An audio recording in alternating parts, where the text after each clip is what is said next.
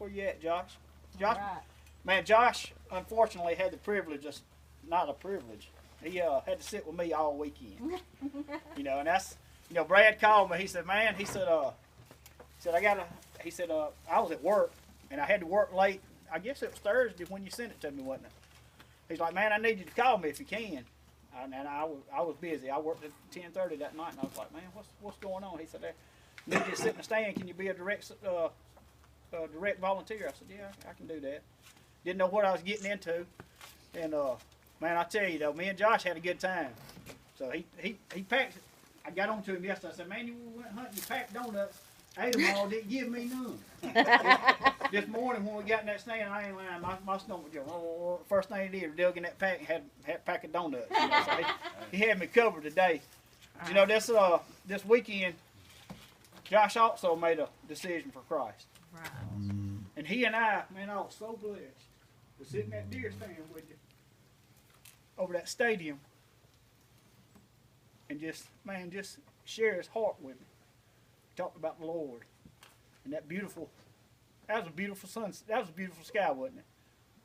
You know, he's from up there in the north, just like me. We ain't got this sandy soil, and look around at stuff like that, and we just, man, it's so easy to take for granted the stuff that we see every day. But man, just to sit up there with a young man who made a decision for Christ, and we sit there and discussed it in eternity, and man, not being ashamed, and man, I'm looking forward to hearing good things from you. I know.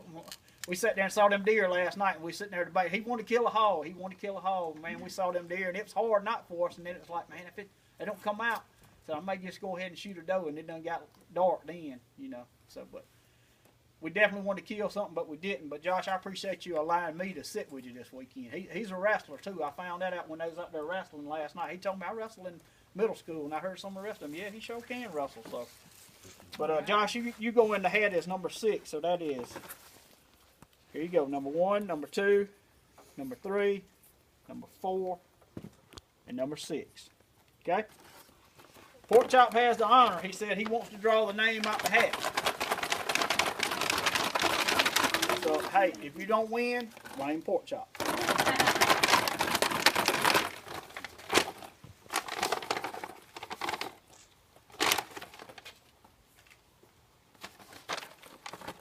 I'm going to tell you what. That man wins everything. Wesley Daniel, you won the gun. Oh, good. All right. I think you and Stacy had a trade-off on something, didn't you? Yeah. So come on up here.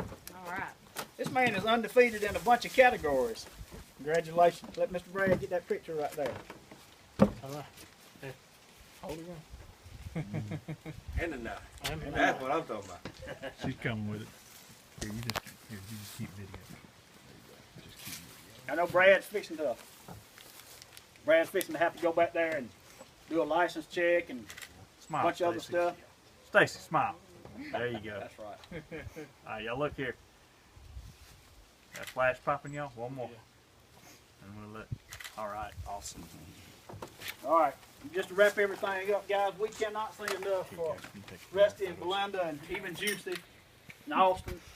You know, it's such a blessing for us to just come, and man, it's just like family when you come here. And it's good to see their family be here as well, and just fellowship with us and allow us to come. Mr. Art, he wasn't here this weekend, but to allow us to come and be a part of this place and just everything that's been going on. We still have not heard word yet on Tim's sister. We know last night that they did take her off life support, and that family, we definitely need to remember them in his prayers as well. But one thing about this ministry, when you leave here this weekend, this ministry does not end, it just begins. And you've always got a contact. If you've got something, we want to celebrate with the celebrations with you, but we also want to know about the sadness that's going on with you as well. Those of you guys that's made decisions this weekend, if you need to be baptized, which I know you do, man, we'd love to come see it. Hey, we in the business of baptizing too in the pond. Brad and I did one last year in December in the pond, but guys, we want to stress the importance of that, and when you do have it done, man, let us know, because if we can be there, we're going to do it. Have truck, we'll travel. That's our motto. Y'all probably didn't believe I had one of these too. Me and Brad always get around each other and stuff. And Brad's like, man, you can't believe it, I lost my Bible. But, you know, Brad shared his verse, and we shared a little bit, and I just want to leave you with a little thought to chew on. And I've got my favorite verse, my life verse, I guess you call it, and I want to leave it with you to kind of a point to ponder. And my life verse is Galatians 2:20. And it says, I have been crucified with Christ. It is no longer I who live, but Christ lives in me. In the life which I now live in the flesh, I live by faith in the Son of God who loved me and gave himself for me. Guys, as Christians, we got to learn to die daily to ourselves, to the flesh. Because I'm telling y'all, Satan can't take your salvation. All he wants to do is take your testimony and run it through the dirt. Man, it's a daily battle for us as men to live a glorious and victorious life for Christ. We can't do it on our own. As Scott said, man, we can only do it through Christ. And I always like to challenge this now. When you go home, guys, man, y'all have a testimony together. Some of you got a longer ride than I do. Man, I always encourage fathers and sons especially. Man, just have that talk. We'll talk to them about baseball. We'll talk to them about football. We'll talk to them about hunting and fishing. Man, we need to have that talk to them about Christ too. Because I can promise you, your children are going to do exactly what the daddies do. If your dad's a Christ follower, that son's going to be a Christ follower.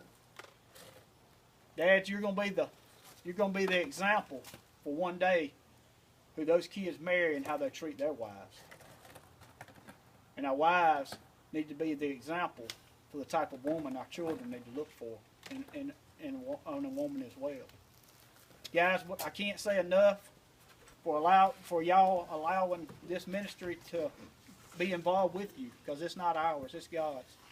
And one thing we always say, Lord, as long as you keep opening doors and we're obedient, you keep sending the people and you keep sending the places. But the minute it becomes about myself or Brad or anybody else that's 30-30, take the trailer, take the truck.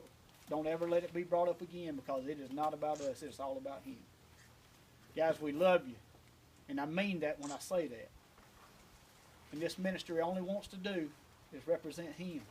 If you like what we're doing, I challenge you, tell others. Yeah. If you don't, tell us and we'll fix it. I promise you.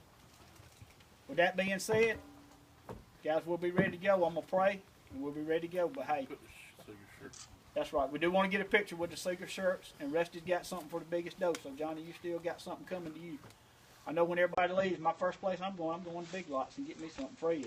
So that's right. Let's pray.